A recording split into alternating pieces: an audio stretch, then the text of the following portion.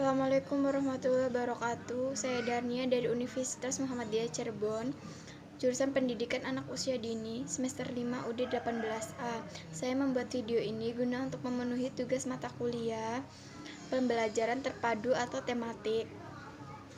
Materi yang saya bawakan yaitu tentang perencanaan kurikulum seluruh sekolah. Di sini ada nilai inti dan prinsip paduan untuk kurikulum, yaitu ada 5 tahap, yaitu 1. Keterpusatan pada anak. 2. Melayani kebutuhan dan pertumbuhan dan perkembangan anak. Yang ketiga yaitu ada memberikan pelajaran kehidupan nyata dan menarik pengalaman. Yang keempat ada melayani keragaman pembelajaran dan perbedaan kebutuhan anak. Yang kelima ada kolaborasi antara sekolah, keluarga, dan komunitas sekolah. Yang kedua, di sini ada perencanaan kurikulum terdiri dari 4 pokok tahapan, yaitu 1. Analisis konteks. 2. Organisasi tujuan yang konten. 3. Perumusan strategi. 4. Evaluasi efektivitas. Pada tahap ini yang saling berkaitan yang dikembangkan sesuai dengan nilai inti pendidikan taman kanak-kanak, pengalaman dan pengetahuan baru didapat dari penilaian memberikan umpan balik, tepat waktu untuk menginformasikan arah kondisi sasaran, dan strategi untuk pengembangan kurikulum dan membantu mencapai peningkatan kurikulum sekolah. Dan sekolah dapat mengambil inisiatif untuk memahami harapan dan membuat penyelesaian yang sesuai, memberikan pengalaman belajar yang kualitas dan istimewa bagi anak. Ketiga, di sini ada pemangku kepentingan bekerja satu sama lain untuk mencapai tujuan dari kurikulum pendidikan taman kanak-kanak, yaitu 1. Ada kepala sekolah atau wakil kepala sekolah. 2. Ada pemimpin kurikulum. Yang ketiga ada guru. Yang keempat ada staf sekolah. Isi kurikulum terdiri dari rangkaian pembelajaran pengalaman termasuk pembelajaran yang dipimpin guru dan anak-anak melalui suatu pembelajaran. Pembelajaran dapat mencakup pengalaman belajar di dalam maupun di luar kelas. Guru dapat mencari topik pembelajaran untuk menarik pembelajaran pada anak. Bismillahirrahmanirrahim. Assalamualaikum warahmatullahi wabarakatuh. Saya Dewi. Saya akan melanjutkan presentasi dari pemateri sebelumnya. Dalam perencanaan kurikulum terdapat 4 pokok pembahasan yang harus dipenuhi dalam setiap perencanaan kurikulum, yaitu yang pertama ada analysis of context atau menganalisis konteks tersebut. Nah, konteks di sini adalah kurikulum. Yang kedua ada organization of aim and content atau tujuan dan isi organisasi. Organisasi sendiri di sini adalah sekolah. Yang ketiga ada formulation of strategies. Jadi bagaimana kita menyusun strategi dalam merencanakan kurikulum. Yang terakhir ada evaluation of effectivitas.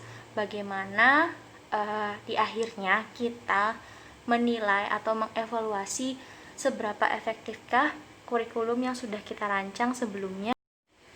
Yang pertama di sini ada analysis of context, yaitu isinya berfokus pada perkembangan anak yang komprehensif dan seimbang. Yang kedua, sekolah secara teratur meninjau situasi kurikulum. Yang ketiga, sekolah secara teratur meninjau tema pembelajaran.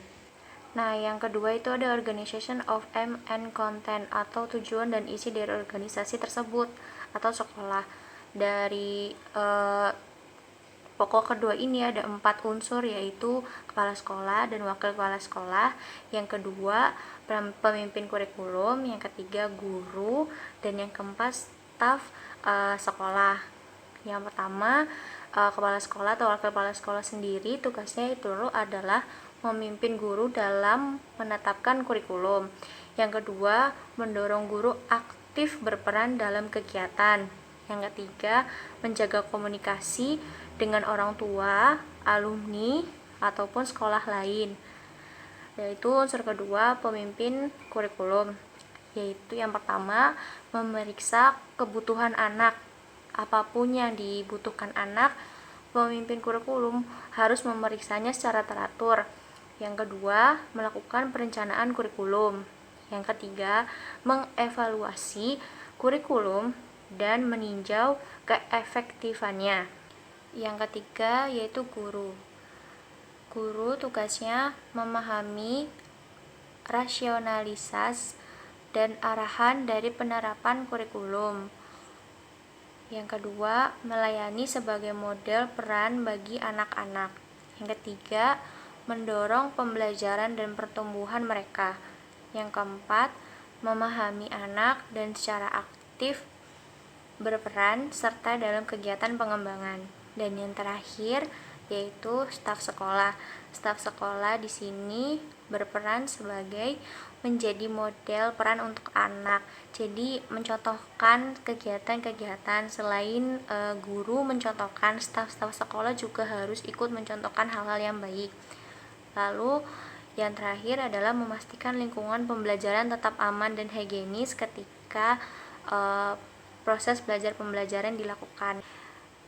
Unsur yang ketiga yaitu formulation of strategies. Di sini isinya yaitu ada timetabling atau perencanaan waktu. Yang kedua, arrangement of space atau perencanaan ruang.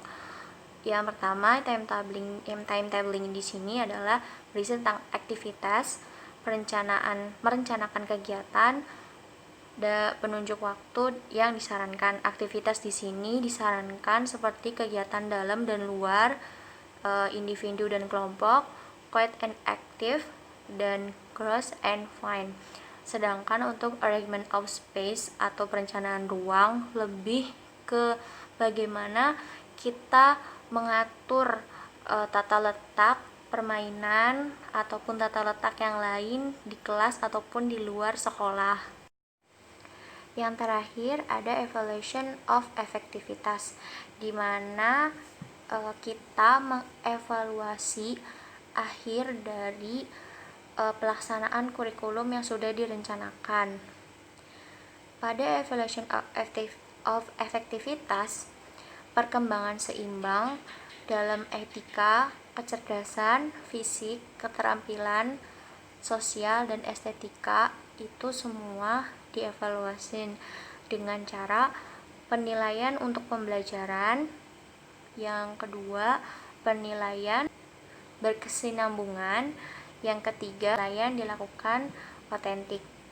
Sekian presentasi dari kami, kurang lebihnya mohon maaf.